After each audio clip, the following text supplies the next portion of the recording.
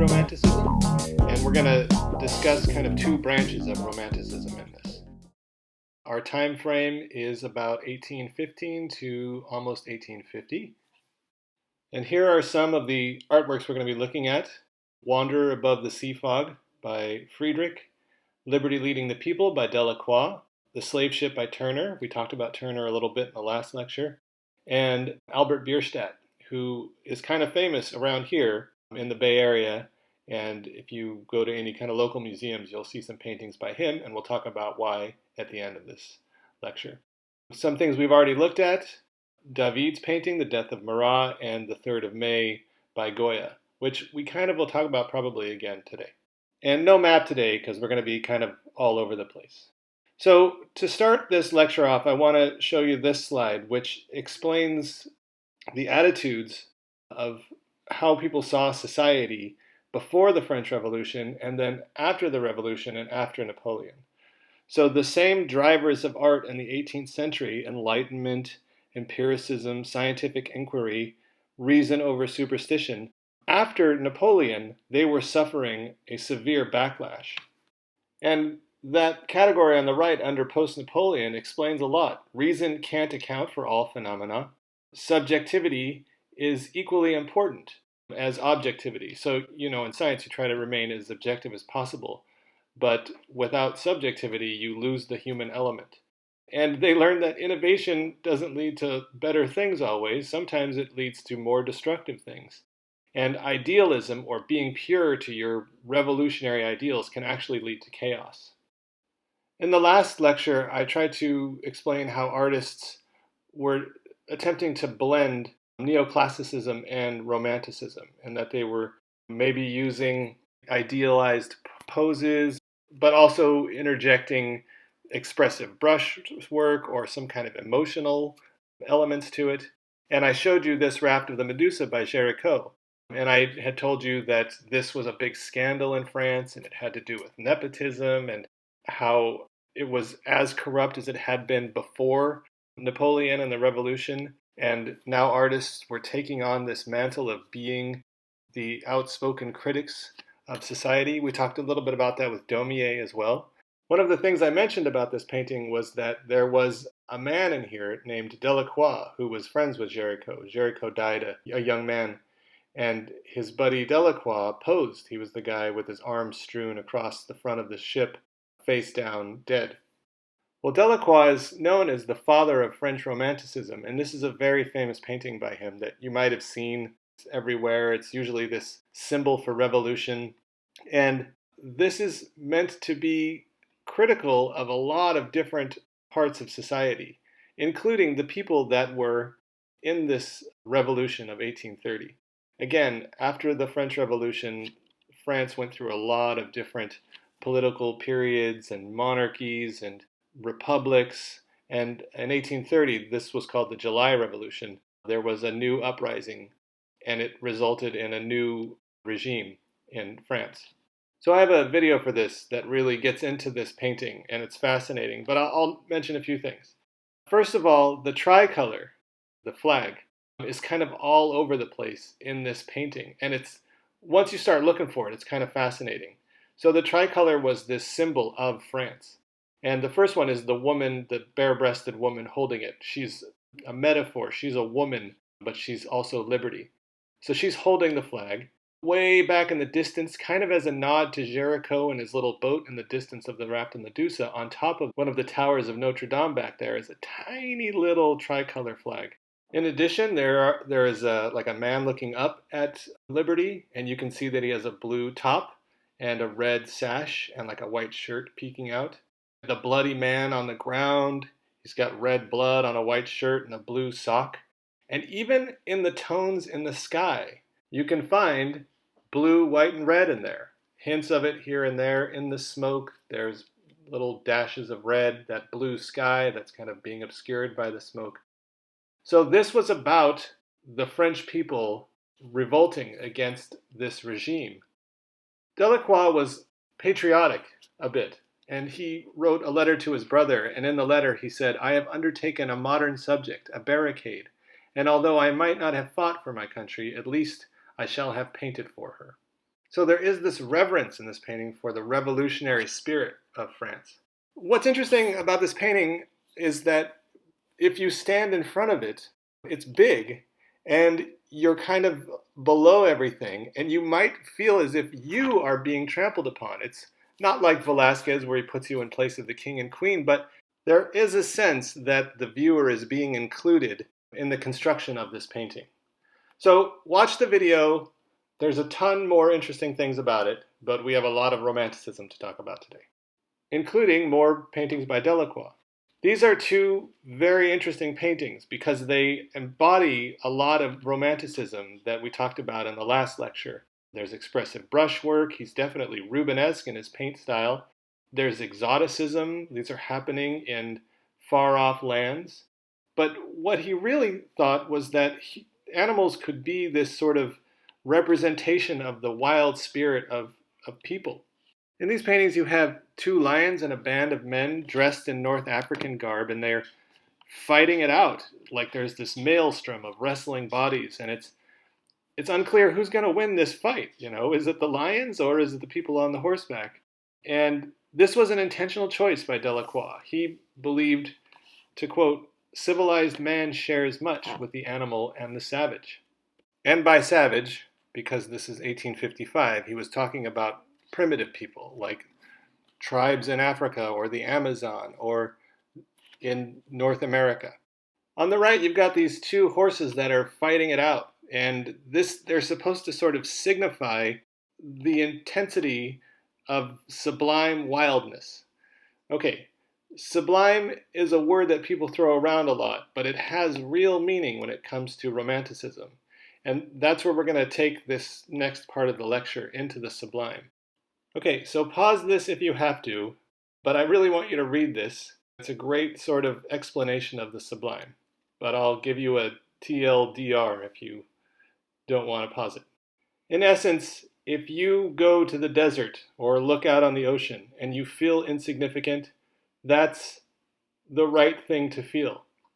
But the other thing you need to feel is that it's okay that you're insignificant. You have to make peace with your insignificance, because making peace with your insignificance equals freedom. So there's also a religious aspect to these paintings that, because of now we've seen the Counter-Reformation and how art was in service to the religious orders, it just wasn't in vogue anymore to be making paintings of Jesus descending from the cross or virgins and angels. Painters had to figure out another way to sort of represent God and his or her power. So if you think about religious painting, they had some goals. They were meant to teach or instruct an individual on moral behavior. You were meant to be overwhelmed and maybe a little frightened by the power of God. You were supposed to be awestruck by the magical things that God could do. You were supposed to be relieved of your burdens and to be purified or maybe forgiven for your wrongdoings. And if you look at these landscape paintings in this Romanticism style that we're going to talk about, you can see them doing all of those things. It's just that they accomplish them in a different way. I'm going to show you a few paintings by Caspar David Friedrich, and he was a heavy dude. I don't mean overweight, I mean like heavy. There was a heaviness to him. And he had this attitude about being a painter and what you should accomplish as a painter or what you should be doing. And so his attitude was the artist should not paint only what he sees before him, but also what he sees within him. And if, however, he sees nothing within him, he shouldn't be painting. Otherwise, his pictures will be like those folding screens behind which one expects to find only the sick or the dead. So he was about, you need to be driven, and your goal needs to be about painting how you feel as well as painting what you see.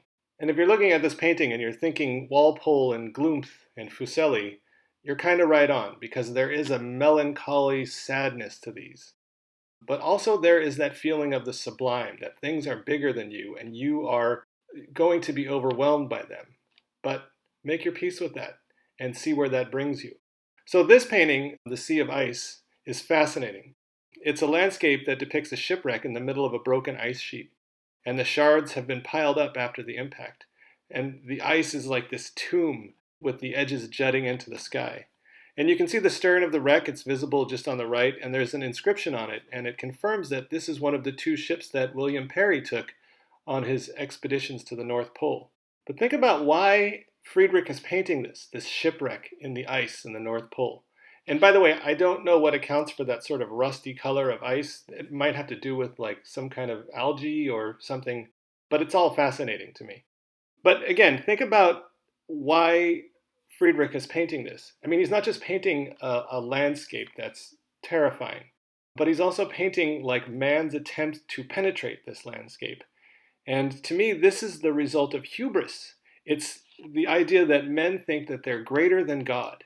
This is kind of a cautionary tale. Remember your place in this big universe. We are insignificant. When you try to do bigger things, this might be the result. I'm not saying I believe in this. I'm saying this might be why Friedrich painted this painting. This is a painting by John Constable. He was a British Romanticism painter. This painting was like a personal statement of his turbulent emotions and the changing states of mind. I think his wife had died maybe a year before this painting, and so this is supposed to reflect his sort of emotional state of being. And there are possible political meanings to this. Some of them might be the clash of industrialization versus sort of the romantic idea of pre-industrialized society.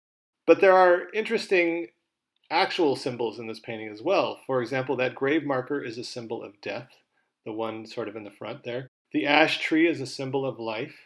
The church is a symbol of faith and resurrection. The rainbow is a symbol of renewed optimism. This might have to do with the fact that his wife died a year earlier. Whatever the case, he's allowing the landscape to make a statement, which is, look at how immense and overpowering it is, yet we still have a place in this landscape. This painting, The Hay Wain by Constable, is Romanticism's answer to industrialism. There is this idea that during the years of the Enlightenment, human rationality was king and it gated like man's emotional nature. And Constable was influenced by the enormous changes that were happening in Britain at the time. There was the first steam engine had been invented, and by the time he was an adult, the cities were growing. There were tenement apartments going up everywhere. Air pollution became dangerous, and old people and young children were having trouble breathing because of coal pollution. It was associated with all kinds of respiratory diseases. And another way to measure the impact of polluted air and water sources is by looking at height. Those who grew in polluted areas were almost an inch shorter than those who grew in the cleaner areas. And all of this Constable was in the middle of. He was kind of experiencing the Industrial Revolution. And so what does he paint? A wagon with 3 horses that are cooling off in a river. What's interesting was kind of an Easter egg, I guess, is that the reason that the wagon might have stopped at the ford was to allow the river water to cool the horses' legs and to soak the wheels, because in hot, dry weather, the wooden wheels would shrink away from the metal rims, and wetting the wheels would have reduced the shrinkage and kept the outer metal band in place. But all of that is to say, this is pre-industrialized technology that's interacting with this pre-industrialized landscape. This is what people mean when they say don't romanticize the past, which is people are experiencing respiratory issues. Their growth is inhibited because of all of the coal dust and smoke. But here we are in the countryside where someone's engaging in this sort of antique ritual of cooling down the horse's legs and the wheels of this wagon. Another British painter, what we already looked at actually when we were talking about Napoleon, is J.M.W. Turner. And he was inspired to paint this painting after reading The History and Abolition of the Slave Trade by Thomas Clarkson. And the story was that the captain of the slave ship Zong, Z-O-N-G, had ordered 133 slaves to be thrown overboard so that the insurance payments could be collected. This was a shady thing that slave traders would do. If they saw that there was a storm or there were slaves dying, they would just throw the shipment overboard and then collect the insurance. Turner was a member of the British Anti-Slavery Society, and although slavery was outlawed in 1833, many abolitionists believed slavery should be outlawed around the world. And so this is a painting which is taking on the idea of just total abolition of slavery. And it's hard to tell what's happening, and that's kind of the point. Turner is this guy that makes these really wispy, brushy paintings that you have to spend some time with and really look at. But basically what's happening is you can see that there are slaves that are being thrown overboard, and on the horizon, this big storm is coming. And what does that mean? On the horizon, a big storm is coming that we will have to deal with as people that embraced slavery and sold slaves. So Turner was like Jericho in that he was using his art to create this political message of do the right thing.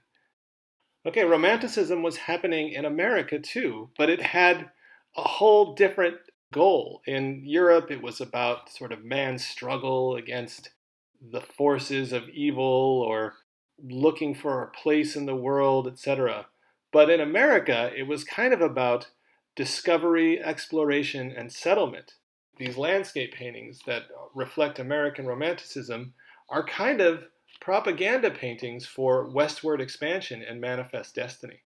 If you look at these as religious paintings, they're saying to you, look at God's bountiful glory and what he is offering you. Go west and engage in God's bountiful glory. Thomas Cole was a member of the Hudson River School, and their landscape paintings were characterized by their realistic and detailed and sometimes idealized portrayal of nature. And they would juxtapose like peaceful agricultural communities and then the remaining wilderness. But ironically, the wilderness was disappearing very fast because people were settling there. And you see this time and time again. Your parents would have said, there was a field there before there was that big mall. And that's what was happening this whole time in America, is that you announce this beautiful place, and then you move into it, and you kind of destroy it with your presence. The last American painter that we'll look at is Albert Bierstadt. And this might look familiar because he painted a lot of scenes from Yosemite. This one's called Among the Sierra Nevadas. And as a result of the publicity generated by his paintings, his presence was requested by every explorer considering a westward expedition, and he was commissioned by different railroads and different governmental entities to go out and explore and make paintings. And then these paintings would go on tour in Europe, and then they would say, like, come to America, where all of this beauty awaits you. And it's still sort of this dream of the American West as this unsettled place of, wild beauty.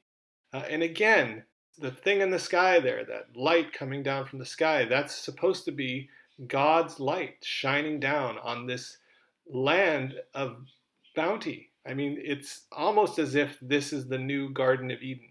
All right, you made it. And in addition to all that knowledge you just gained, here's another little gift for you.